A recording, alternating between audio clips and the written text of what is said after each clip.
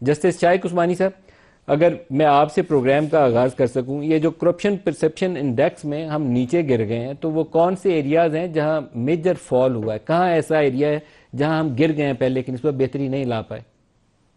دیکھیے، جو یہ انڈیکس جو آیا ہے اس میں خاص طور سے پرائیویٹ ڈیلنگ میں، پرائیویٹ انٹرپرائز میں انہوں نے یہ دیکھا ہے کہ پرائیویٹ انٹرپرائز میں ہم بہت گر گئے ہیں، بہت زبردست ڈکلائن ہوا ہے۔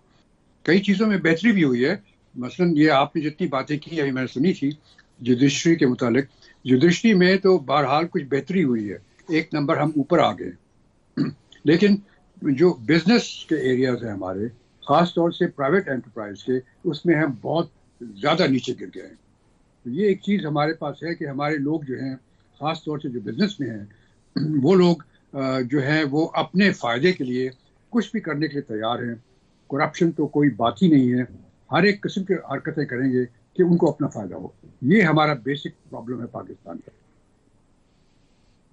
اچھا، اس میں جو گورننس کا انڈیکس ہوتا ہے اس میں ہماری کیا پوزیشن ہے، اور اسی طرح ڈیموکریسی کا جو انڈیکس ہے اس میں ہماری کیا پوزیشن ہے؟